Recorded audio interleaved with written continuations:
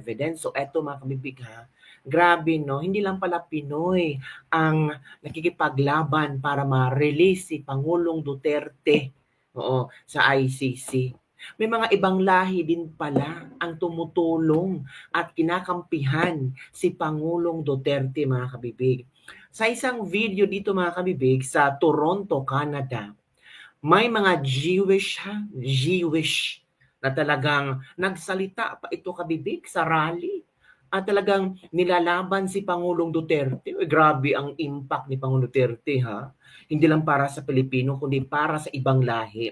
Kasi nakikita nila na si Pangulong Duterte daw di umano ang siyang na best president sa Pilipinas. Naku, grabe ang dami ding tao na nakilahok sa Toronto, Canada stand for PRRD mga kabibig at nagdala sila ng mga flags. Taging dami kabibig knowing ang Toronto, Canada, marami ding Pinoy dyan.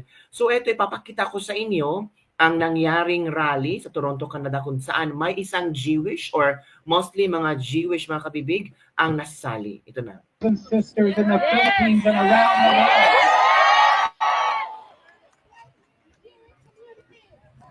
Many years ago when I became friends with President Duterte, my friend, my father, even though I'm almost as old as he is, when I became friends with him, the first thing he told me was, my daughter Sarah is Jewish.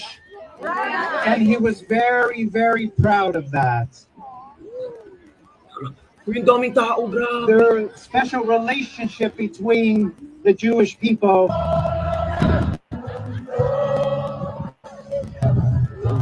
Salamat po sa mga nag-donate ng 2 buong lechon. Morton, Sobi, Singkat, Pansit. Wow, napakarami po guys. Mahal ng taong si PRRD. And sisters in the Philippines and around the world.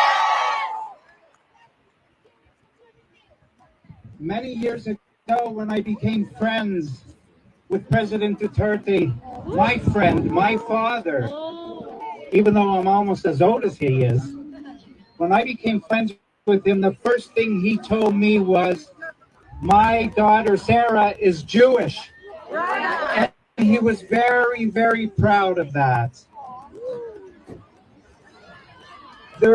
So daming tao mga kabibig. So yun po ang nangyari sa Toronto, Canada na kanilang rally at merong isang Jewish na talagang nanindigan na kung gaano kabuti ng loob ni Pangulong Duterte mga kabibig. Nako, eto na ang good news dahil ayon sa DZRH News mga kabibig, MBC DZRH pre-election survey, second wave, Caraga, from March 8 to 10. Nako, grabe.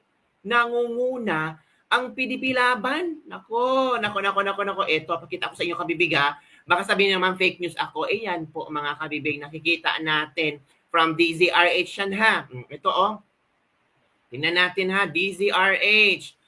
March 8 to 10, 2025, sample size 7,516. Nationwide ito. Second wave to number 1, si Bongo, na nakuha ng 79.6%. Pangalawa, si Bato de la Rosa, 72.6%.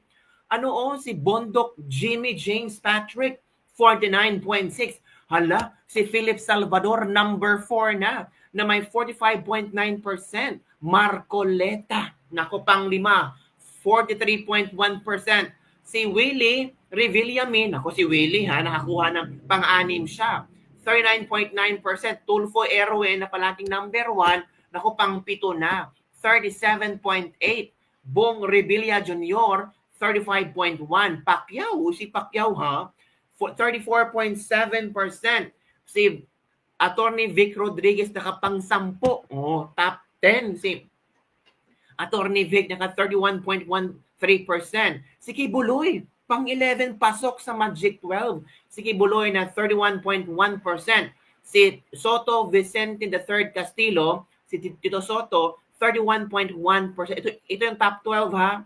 Ito yung top 12 kung ngayon ang eleksyon sa Caraga. Nako, panalo na sila doon. Number 1 si Go at pang 12 si Soto. So, ilan ba dito ang PDP laban? 1, 2, 3, 4, 5, 6, 7, 7 ang pasok sa top 12 ng PDP laban. Sa next round naman dito, number 13 si Lapid.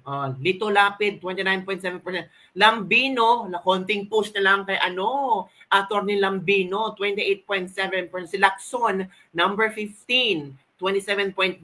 Villar, number 16, 27.6.